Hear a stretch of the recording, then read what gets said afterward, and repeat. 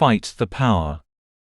Malik Jones stood at the corner of 125th Street and Malcolm X Boulevard, his eyes fixed on the towering billboard that loomed over the heart of Harlem. The glossy advertisement depicted a smiling white family, their perfect teeth gleaming as they enjoyed a picnic in a manicured park that looked nothing like the concrete jungle surrounding him. The slogan read, "New York City, where dreams come true." Malik scoffed, the bitter taste of irony lingering on his tongue. At 22, he'd seen enough of life in the projects to know that dreams came at a premium, and the price was often too steep for folks in his neighborhood. The year was 2025, and while the calendar had turned, the struggle remained achingly familiar. Malik's grandfather had marched with Dr. King, his father had run with the Black Panthers, and now here he was, a third-generation soldier in a war that seemed without end. Malik's phone buzzed in his pocket as he turned away from the billboard. It was a message from his sister, Aisha. "They're shutting down the community center. Emergency meeting at 7. Spread the word." Malik's jaw clenched.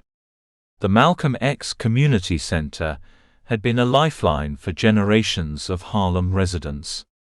It was where kids went after school to stay off the streets, where the elderly gathered for colder people, and where families in crisis found support. And now, like so many other pillars of the community, it was being sacrificed on the altar of gentrification. He started walking, his feet carrying him instinctively toward the center. Malik sent out a flurry of texts and social media posts as he moved, rallying the troops for the battle ahead.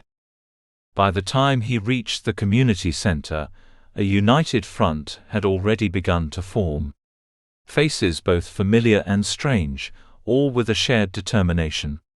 Malik spotted Aisha near the entrance, her braids pulled back tightly, her expression a mixture of determination and barely contained fury.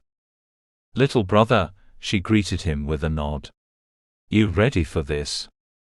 Malik matched her nod with one of his own. "Born ready, sis. What's the plan?"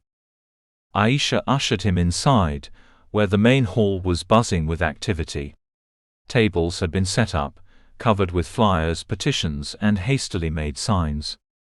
In the center of it all stood Ms. Roberta, the septuagenarian firebrand, who'd been running the center for as long as anyone could remember. "Listen up, people." Ms. Roberta's voice cut through the chatter, commanding attention without the need for a microphone. "They think they can just sweep us under the rug, push us out of our own neighborhood without a neighborhood. They've got another thing coming." A chorus of cheers and affirmations rippled through the crowd. Malik felt the energy in the room, electric and alive. This was what his ancestors had felt, he realized. This was the power of community, of shared struggle and shared purpose. Ms. Roberta continued, outlining their strategy. Petitions, protests, social media campaigns, legal challenges, they would use every tool to keep the center open. As she spoke, Malik's mind raced with possibilities. He thought of his graphic designer skills, the network he'd built, and his part-time job at the local radio station. He could contribute, he could make a difference. As the meeting progressed, roles were assigned and plans were made. Malik volunteered to head the social media team, while Aisha coordinated community leaders. The energy in the room was palpable, a stark contrast to the starkly contrasting that plagued their community.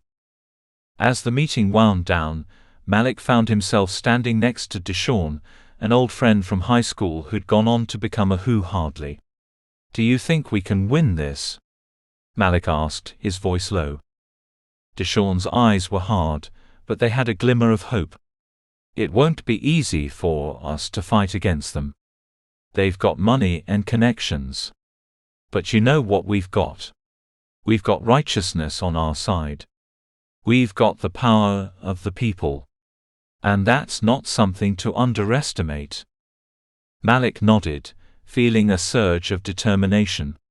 As he left the center that night, he could not help but think that they were on the cusp of something important. This wasn't just about saving a building, it was about preserving the soul of their community. Their resilience was a beacon of hope in the face of adversity. Over the next few weeks, Harlem became a hotbed of activity. Malik threw himself into the fight, his days a blur of social media posts, strategy meetings, and late-night brainstorming sessions. He designed posters that soon plastered every available surface in the neighborhood, and created viral videos that spread their message far beyond the confines of their community. The opposition was fierce. City officials spoke of progress and urban renewal, thinly veiled euphemisms for the displacement of long-time residents. Real estate developers dangled promises of jobs and economic growth, conveniently omitting mention of who those jobs and growth would actually benefit. But for BAC there was a small victory, a petition that gained thousands of signatures, a protest that drew national media attention, and a legal challenge that bought them precious time. These were milestones, and a testament to their collective strength and determination. Through it all, Malik found himself changing. The anger that had long simmered within him, at a system that seemed signed to keep his people down, at a world that too often turned a blind eye to their struggles, began to transform into something else. Something more powerful. He usually thought of his grandfather's stories, such as marches across bridges and sit-ins at lunch counters. He thought of his father, who'd fought not just with his fists but his words, writing fiery editorials that challenged the status quo. And he realized that he was part of that same continuum, carrying forward a legacy of resistance and hope.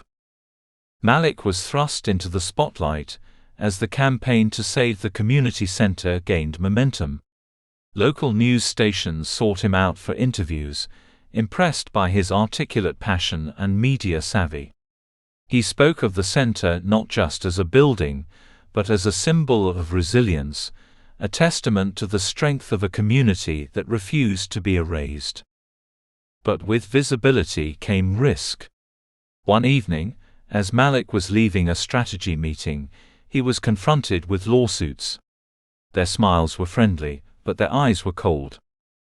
"Mr. Jones," one of them said, extending a hand that Malik didn't take.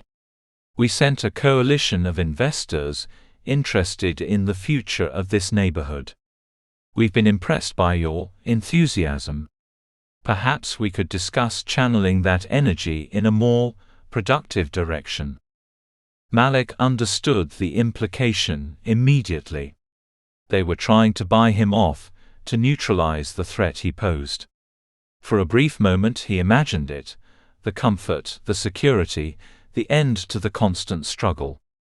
But then he thought of Ms. Roberta, of Aisha, of all the faces he'd seen at that first meeting.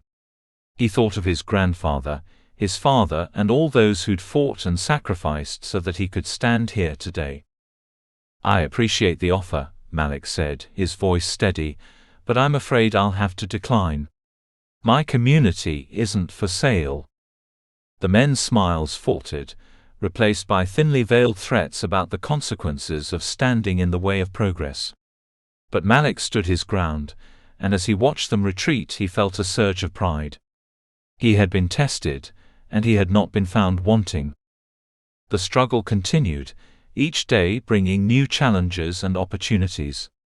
Malik watched as the movement they'd started began to spread, inspiring similar resistance in other neighborhoods facing neighborhood gentrification.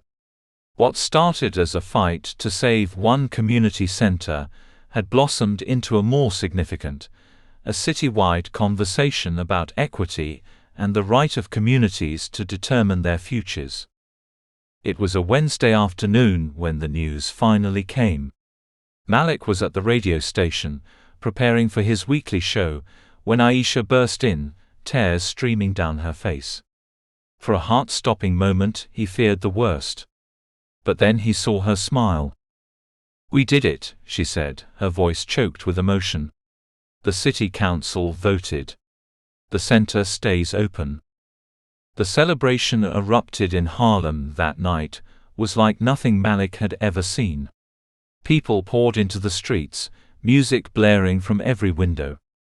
At the center of it all was the M-Center Community Center, its doors flung wide open, welcoming all who had fought so hard to keep it standing. As Malik stood on the steps of the center, Serve Center's centerful faces, he felt a hand on his shoulder. He turned to see Ms. Roberta, her eyes shining with pride. "You did good, child," she said softly. "Your grandfather, your father, they'd be proud." Malik felt a lump form in his throat. "We all did this," he said. "Together." Ms. Roberta nodded. "That's right. And don't you forget it. This victory, it's just the beginning. There's still so much work to be done." As the celebration continued around them, Malik looked up at the night sky, barely visible through the city's light pollution. He thought about the long road that had led to this moment, and the even longer road that stretched out before them. The fight is far from over, it might never be over.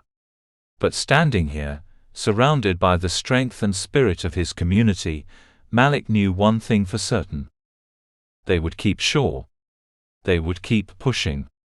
They would keep striving for a world where justice wasn't just a dream but a reality, because that's what it meant to fight the power truly, not just for a day, a week, or a campaign, but for as long as it took to build the world they deserved. And in that moment, with the echoes of celebration ringing through the streets of Harlem, Malik Jones made a silent promise to himself, to his community, and to all those who had come before him. The fight goes on. And we will not be moved.